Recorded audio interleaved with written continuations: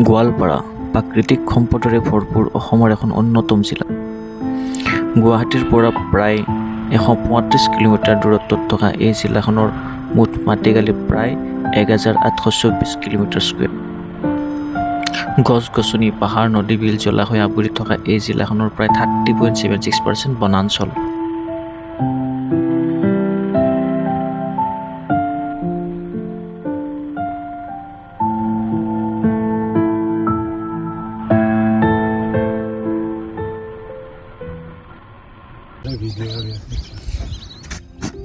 উৰ্পদ বিল।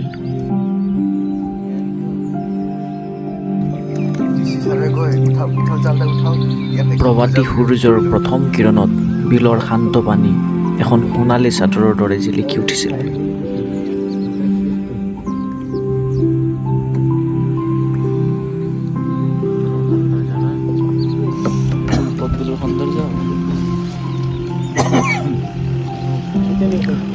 বিশাল জলৰাশি, ফুলি থকা অগণন পদুম ফুল, নানা ৰঙী সৰু বৰ চৰাইৰ বিচৰণ ভূমি এই বিলখনত খন্তেক জিৰণি লৈ মনলৈ প্ৰশান্তি তথা এক সুস্থিৰতা আহিছিল।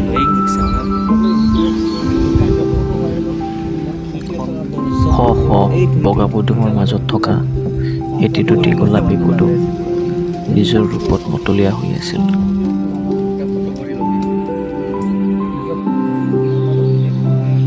কৃত্ৰিম কোলাহল, পাৰ্থিৱ জগতৰ এৰাব নোৱাৰা প্ৰতিযোগিতাৰ দ্বাৰা ব্যতিব্যস্ত হোৱা দেহ মন সজীৱ কৰিবৰ বাবে এনেকুৱা ঠাইলৈ অহাৰ এক অভ্যাস গঢ়ি তোলাৰ অতিকৈ আৱশ্যক।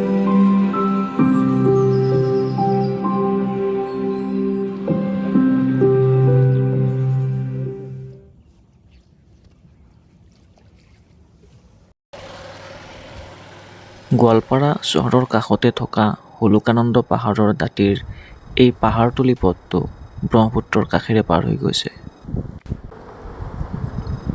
বতাহৰ কোবত গা ভাঙি নচা গছৰ পাতবোৰৰ স্পন্দনত সিঁচৰিত হৈ পৰা শব্দ তৰংগই হৈছে গোৱালপাৰাৰ তৰংগ, অৰ্থাৎ গোৱালপাৰাৰ ভাইব।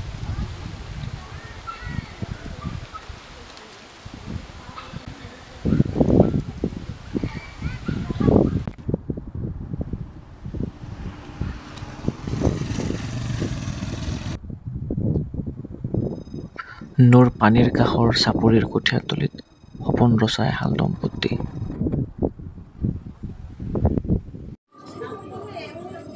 পাহাৰতলীৰ এইটো এটা বিখ্যাত কেঁকুৰি। আবেলিৰ সময় পাৰ কৰিবৰ বাবে এটা উপযুক্ত ঠাই।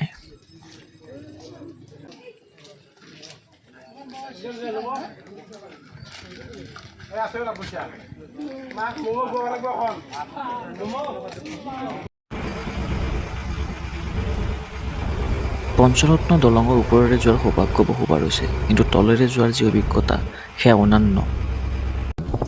প্ৰকৃতিৰ অনবদ্য অৱদানেৰে ভৰপূৰ গোৱালপাৰাৰ এই সৌন্দৰ্য পান কৰিবলৈ হ'লে প্ৰকৃতিপ্ৰেমী হ'বই লাগিব। ইয়াৰ মাটিৰ গোন্ধ, বতাহৰ স্পৰ্শ, পাহাৰৰ তলৰ ছায়াত নিজৰ ভিতৰত লুকাই থকা মই নামৰ সত্তাটোৰ লগত এক আত্মিক সম্পৰ্ক গঢ়িব পাৰিব লাগিব।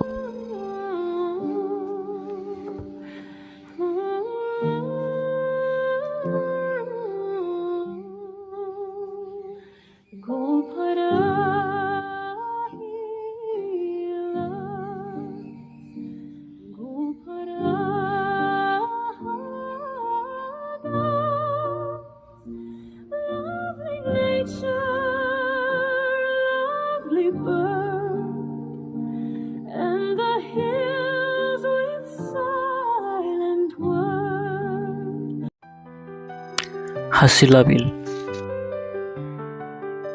বানপানীৰ কবলত পৰা এই বিলখনত মাছমৰীয়া তথা স্থানীয় লোকসকলে বিভিন্ন ধৰণৰ জাল পাতি কণ কণ পোৱালি তথা গাভিনী মাছ ধৰি নিজেও খাই লগতে বিক্ৰীও কৰে, যাৰ ফলত এই বিলখনলৈ এক ভাবুকি নামি আহিছে। তেওঁলোকে যাতে জাল পাতি এনেদৰে মাছ নধৰে, ইয়াকে বুজাবলৈ আমি মাজে মাজে এনেদৰে বিলৰ মাজলৈ আহিব লাগে।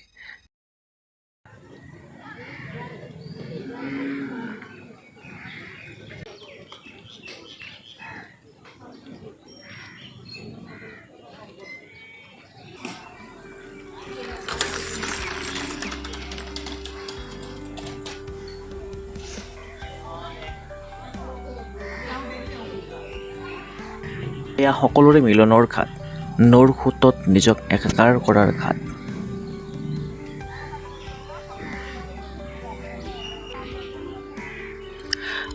আইতাসকলে নদীৰ পাৰত থেপেচকৈ বহি প্ৰতিদিনৰ সৰু বৰ সকলো কথা আলোচনা কৰাৰ ঘাট। ইয়াত মহাপুৰুষ শ্ৰীমন্ত শংকৰদেৱৰ বৰগীতেৰে দিন আৰম্ভ হয়। এই নাগাৰাৰ এটি এটি কোবত হোৱা শব্দই বুকুৰ ভয় আৰু মলিনতা কাঢ়ি লৈ যায়, সত্যৰ ফালে এখোজ আগবাঢ়ি যোৱাৰ প্ৰতি আত্মবিশ্বাস বঢ়ায়।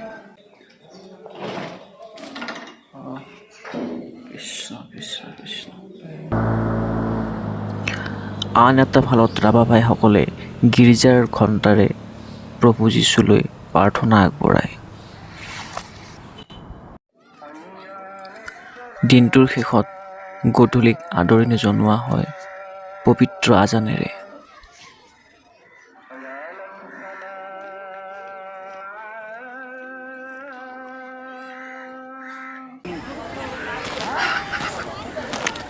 প্ৰথম দৃষ্টিত ইয়াত সকলোকে মস্তিত থকা যেন লাগে, কিন্তু দ্বিতীয় দৃষ্টিত সেই ভ্ৰম আঁতৰি যায়।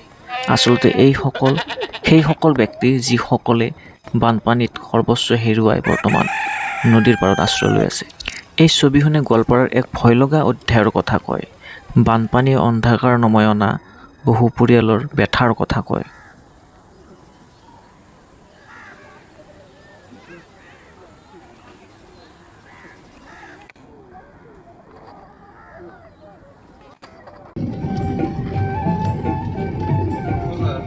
ইয়াত পুখুৰী কৰে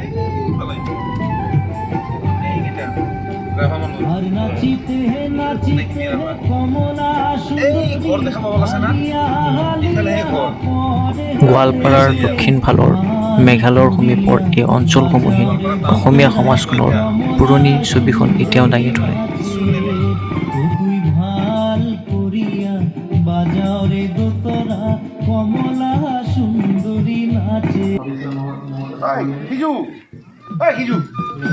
চাহ পানী খাই যায় আৰু জিৰক অলপ পিছত হ'ব আৰু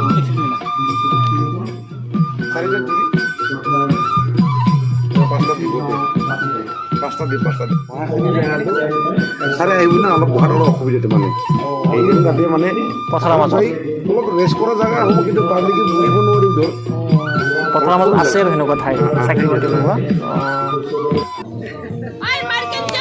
এয়া এখন ফুটবল মেটচ। এফালে মহিলা, আনফালে গাভৰু ছোৱালী, দৰ্শক পুৰুষ মহিলা সকলো। জীৱন যাপনৰ মাদকতা ইয়াতকৈ বেছি আন কিবা হ'ব পাৰে বুলি মোৰ মনে নকয়। ফুটবল মাত্ৰ এটা উদাহৰণহে, তেনেকুৱা বিভিন্ন প্ৰাণচঞ্চল কাম কাজৰ লগত তেওঁলোক জড়িত।